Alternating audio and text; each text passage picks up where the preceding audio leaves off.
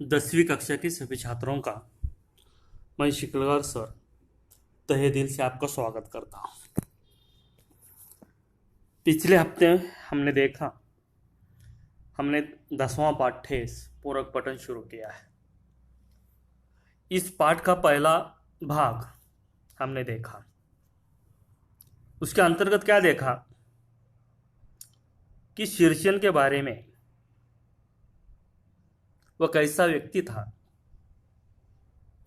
वो किस तरह का कारीगर था, उसकी जानकारी देखी।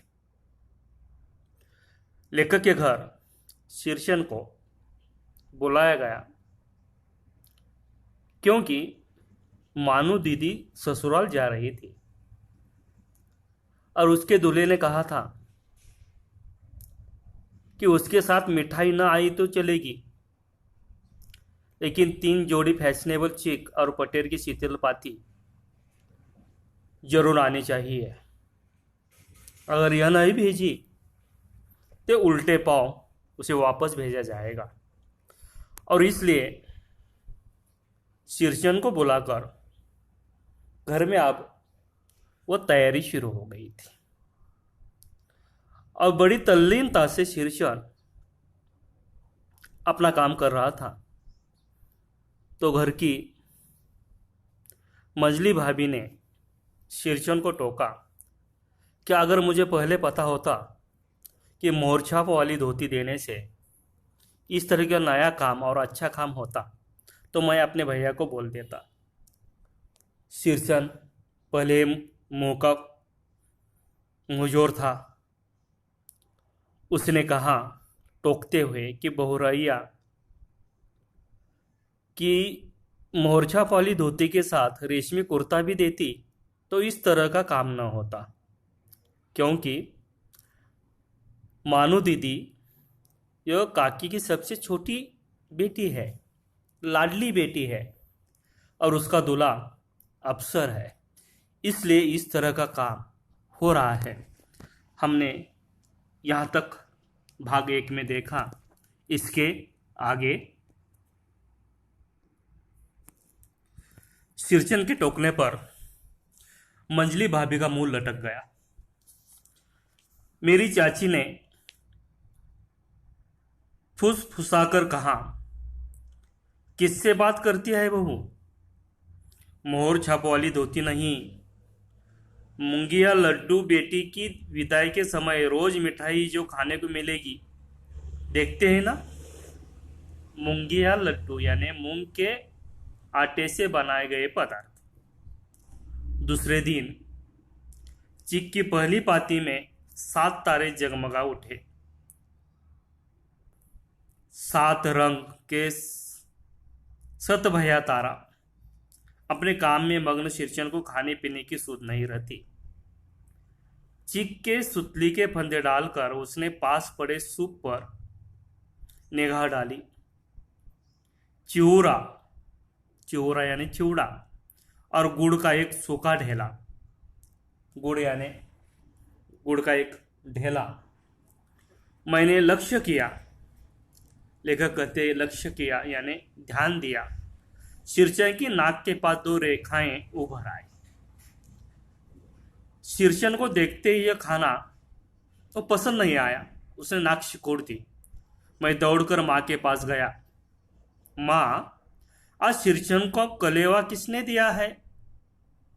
कलेवा जिसे हम सुबह का नाश्ता कहते हैं, जलपान नाश्ता। सिर पर चिवड़ा और गुड़। यहां पर शीर्षन अपने काम में मग्न हो गया था। चिक में उसने 7 तारे लगा दिए थे। सुतली से वो चिक बना रहा था। काम में इतना तल्लीन हो गया था कि उसने खाने पीने पर भी ध्यान नहीं दिया।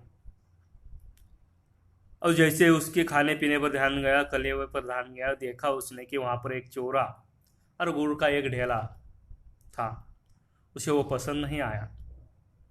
उसने नाक सिकोड़ दी और यह बात लेखक ने देख ली।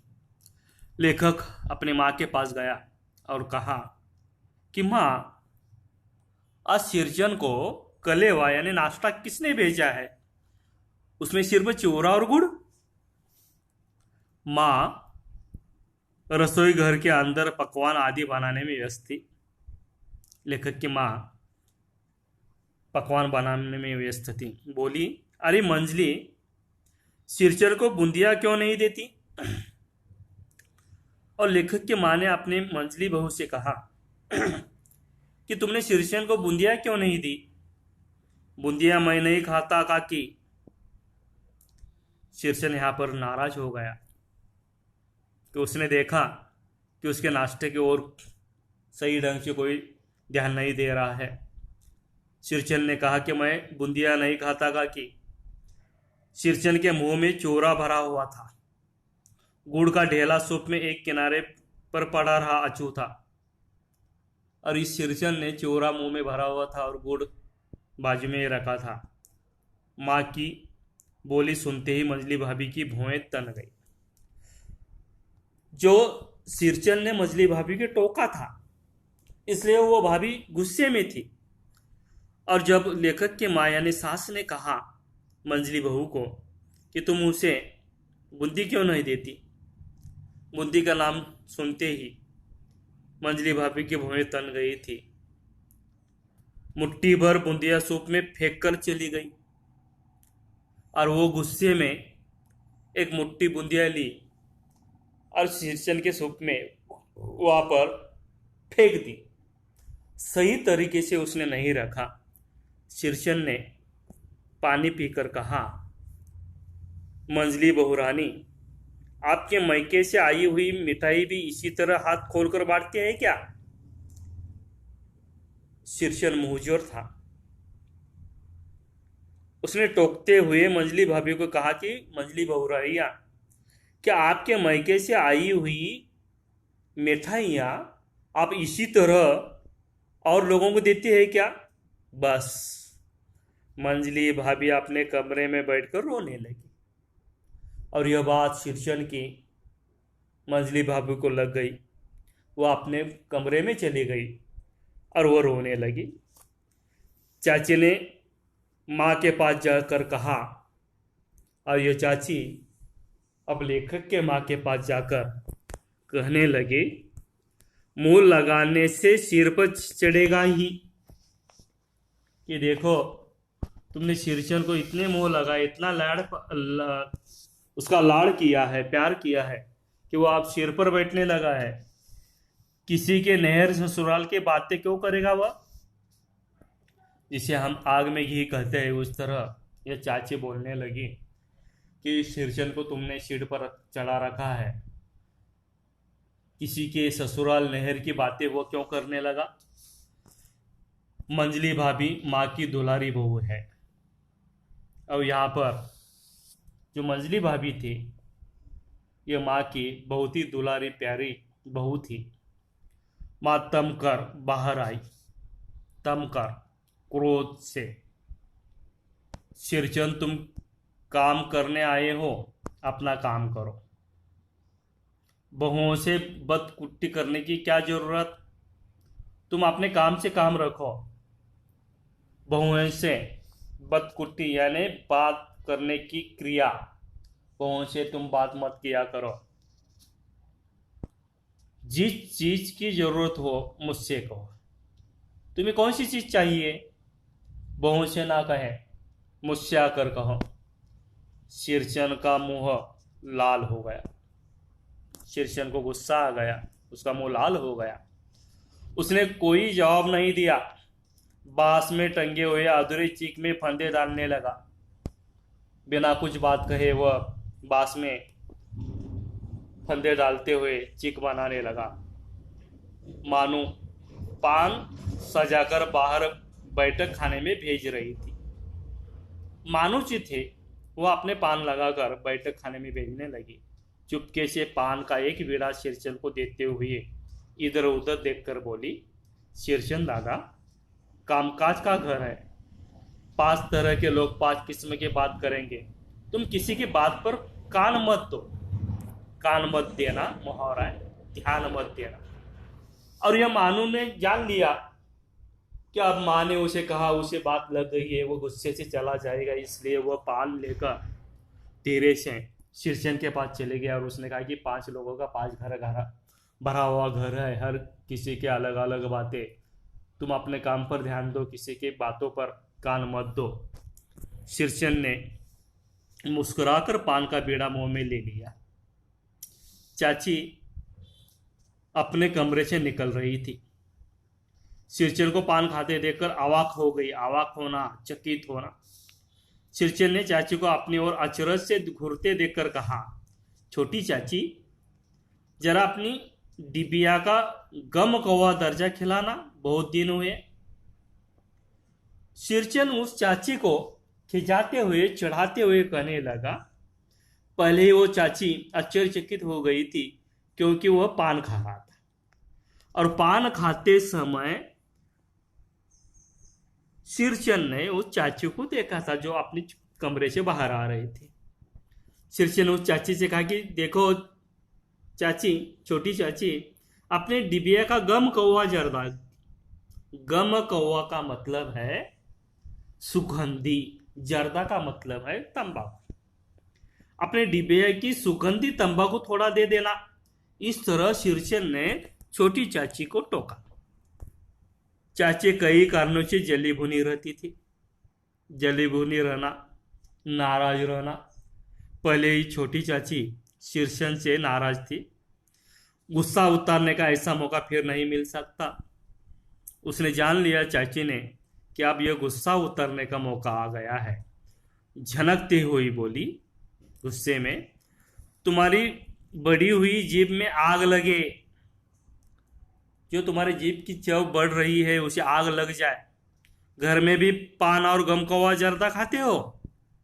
हमारे घर में पान और जर्दा खाओगे, तुम सुगंधित तंबाकू खाओगे।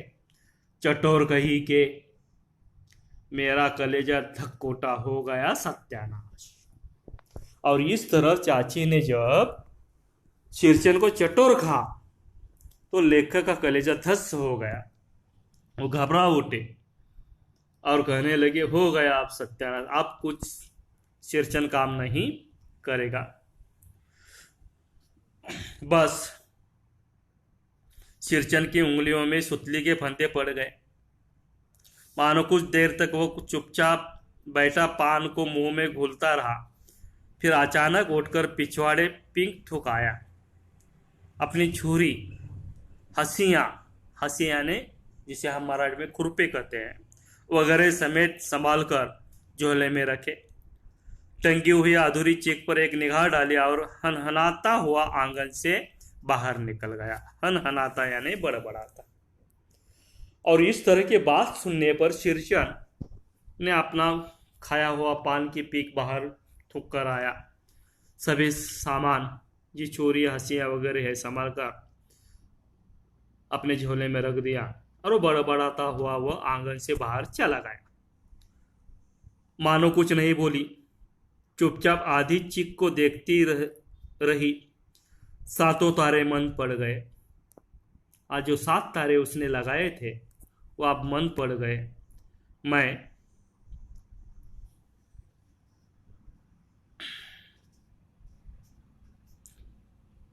माँ बोली, जाने दे बेटी, जी छोटा मत कर, मानो मेले से खरीद कर भेज दूंगी। तो अपना जी छोटा मत कर। मानो की माँ ने कहा कि इस तरह की चीजें मेले से मैं खरीद कर तुम्हें दे दूंगी। मैं शीर्षन को मानने गया। लेखक शीर्षन के घर चले गए। देखा एक फटी हुई शीतल पाटी पर लेटकर वो कुछ सोच रहा है। वो शीर्षन फटी हुई शीतल पाटी चटाई पर लेटकर सोच रहा था। मुझे देखते ही बोला, बबुआ जी अब नहीं, कान पकड़ता हूं, अब नहीं। लेखक को देखते ही उसने कहा कि कान पकड़ते, अब नहीं बबुआ, अब कुछ मत कहना, मैं नहीं आऊंगा। मोर छाप वाली धोती लेकर क्या करूंगा? जो असली मोर छाप वाली धोती आप दोगे उसे लेकर मैं क्या करूंगा? कौन पहनेगा? ससुरी खुद मरी, बेटे बेटियों को ले गई अपने साथ। और वो अपना रोना धोना कहने लगा बबुआ से, लेखक से, कि देखो मेरी बीबी ससुरी मर गई, बेटे बेटियों को भी ले गई। बबुआ जी मेरे घर वाली जिंदा रहती तो मैं ऐसी दुर्दशा भोगता। अगर मेरी घर वाली बीबी जिंदा रहती इस तरह मैं रहता। यह शीतल पाटी उसी की बुनी हुई है। जिस शीतल पाटी पर मैं सोया हूँ फटी हुई शीतल पाटी है, वह मेरी बीबी नहीं बनी हुई थी। उसकी याद में अभी तक मैं रखा हूँ, उसी के ऊपर मैं लेटा हूँ। इस शीतल पाटी को छूकर कहता हूँ, और मेरी बीबी ने बनाई हुई इस शीतल पाटी को छूकर मैं कहता हूँ, कसम खाता हूँ, अब यह काम नहीं करूँगा। अब यह तुम्हारा काम मैं नहीं करूँगा। गांव भर में तुम्हारी हवेली में मेरी कदर होती थी। कदर, इज्जत, पूरे गांव में सिर्फ आपके ही हवेली में मुझे इज्जत थी। अब क्या? मैं चुपचाप वापस लौट आया। और यह सुनने पर लेखक शीर्षन के घर से वापस आ गए। समझ गया कलाकार के दिल में ठेस लगी है, और उसके दिल में यह ठेस लग गई है। किसी के दिल में ठेस लग जाए तो वह जल्दी उतरती नहीं है, वह नहीं आ सकता। बड़ी भाभी अधूरी चीख में रंगीन छींट का झालर लगाने लगी। यह भी बेजा नहीं दिखलाई पड़ता क्यों मानो? और बड़ी भाभी उस अधूरी चीख को झालर लहरदार किनारे लगाने लगी, और वह मानू को मनाने का प्रयत्न करने लगी। मानू कुछ न बोली। बेचारी, किंतु मैं चुप नहीं रह सका। चाचा और मंजली भाभी की नजर न लग जाए इसमें भी। लेखक कहने लगे कि जो आधी बनी हुई चीख है उसे भी अगर चाचा और भाभी की नजर न लग जाए। मानू को ससुराल पहुंचाने में ही जा रहा था, और लेखक मानू को ससुराल पहुंचाने जा रहे थे। स्टेशन पर सामान मिलाते समय देखा मानू बड़े जतन से अधूरी चीख को मोड़ कर लिए जा रही है अपने साथ। बड़े लाड़ प्यार से अधूरी बनी हुई चीख को मानो अपने साथ ले जा रहे थे। मन ही मन शीर्षन पर गुस्सा हो आया। लेखक को शीर्षन के ऊपर गुस्सा आने लगा। चाची के सुर में सुर मिलाकर कोसने की जी हुआ, कामचोर चटोर। और लेखक भी मन ही मन कहने लगा कि इस तरह की अधूरी चीख बनाकर चला गया, कहीं यह शीर्षन कामचोर चटोर है। गाड़ी आई। सामान चढ़ाकर मैं दरवाजा बंद कर रहा था कि प्लेटफॉर्म पर दौड़ते हुए शीर्षन पर नजर पड़ी, और दरवाजा बंद करते ही प्लेटफॉर्म पर नजर गई तो शीर्षन दौड़ते हुए आ रहा था। बबुआ जी, बबुआ जी। उसने दरवाजे के पास आकर पुकारा। क्या है? मैंने खिड़की से गर्दन निकालकर खिड़की के शोर में कहा, क्योंकि शीर्षन ने अधूरा काम छोड़ा था, काम पूरा नहीं किया था, इसलिए लेखक को भी गुस्सा आया और झिड़कियां भरते हुए कहा कि क्या काम है? शीर्षन ने पीठ पर लदे हुए बोझ को उतारकर मेरी ओर देखा। दौड़ता आया हूँ। दरवाजा खोलिए। मानो दीदी कहाँ है? एक बार देखूं। और अपने पीठ पर बंधे हुए बोझे को उतारकर कहने लगे, दौड़ता आया हूँ। मानो दीदी कहाँ है? एक बार उसे देख लूं।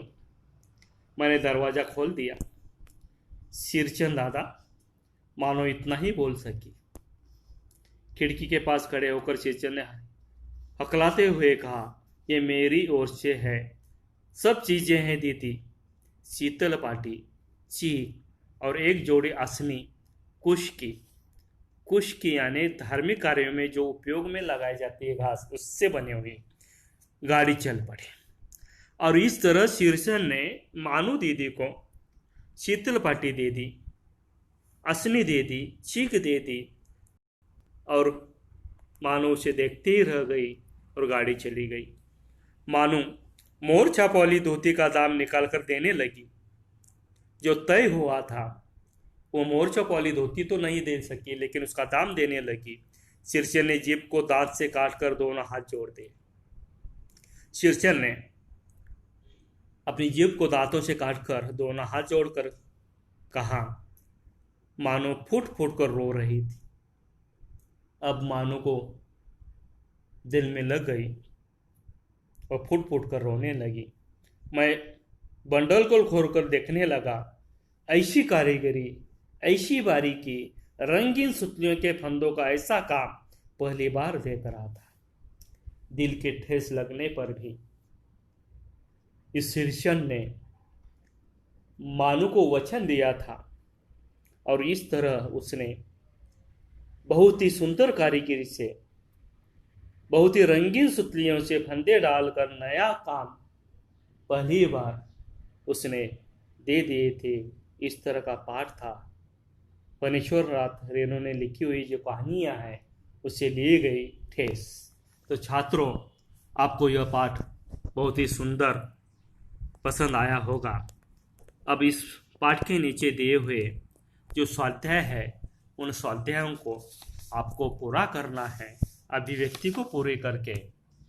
साथ में जो भाषा बिंदु है यहाँ पर दिए हुए जो काल के है, इन वाक्यों को पूरा करके सभी स्वाध्यायों को पूरा करो। उपयोजित लेखन दी हुई है, इस विषय पर भी आपको लेखन पूर्ण करके अपने कॉपी में लिखना है। जब स्कूल शुरू होगी उसे देखा जाएगा। फिर एक बार आप सभी छात्रों का मैं धन्यवाद करता हूँ। उसके पहले आप अपना और अपने परिवार का ख्याल रखिएगा। धन्यवाद।